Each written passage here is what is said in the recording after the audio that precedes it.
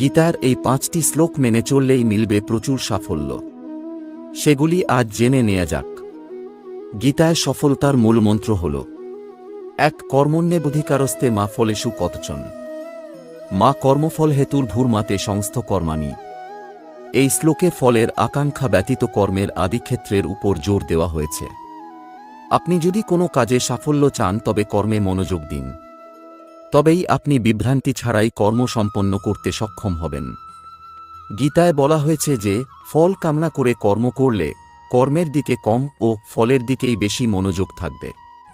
এজন্য ভগবান শ্রীকৃষ্ণ বলেছেন, কর্ম মানুষের হাতে, ফল নিয়ে চিন্তা কর না, শুধু কাজ করে যান, ফলের আশা করবেন না। ২. ক্রোধোদ্ভবতি সম্মোহ স্মৃতিভ্রংশোদ্বুদ্ধিনাশো বুদ্ধিনাশত প্রাণস্যতি। একই সঙ্গে গীতার এই শ্লোকটি বলে যে কোনো কাজের সাফল্যের জন্য মনের প্রশান্তিও প্রয়োজন।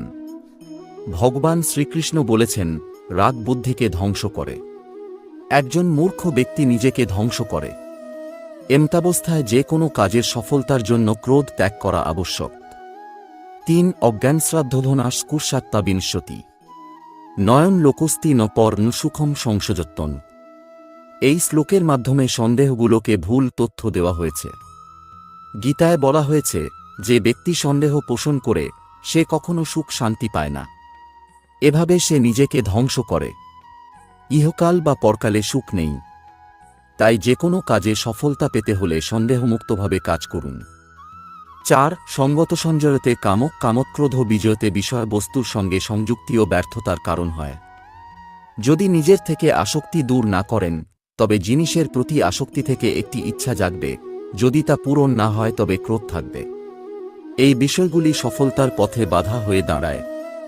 ৫. হত বই প্রপরিষি স্বর্গম জিত্তা ভক্ষসে মহিমা তস্মাৎ উত্তিষ্ঠা কৌন্তেয়া যুদ্ধয়া কৃত নিশ্চয়। এর অর্থ হল সফল হতে হলে ভয় দূর করতে হবে। গীতার এই শ্লোকে বলা হয়েছে যে অর্জুন যখন কৌরবদের বিরুদ্ধে যুদ্ধ করতে চাননি তখন শ্রীকৃষ্ণ তাঁকে বলেছিলেন, তুমি নির্ভয়ে যুদ্ধ কর। নিহত হলে স্বর্গ পাবে, আর জয়ী হলে পৃথিবী শাসন করবে। তাই যে কোনো কাজে সফলতা পেতে হলে মন থেকে ভয় দূর করতে হবে। আর এইভাবেই কর্ম করে যান, সফলতা আপনাদের জীবনে অবশ্যই আসবেই। জয় শ্রীকৃষ্ণ।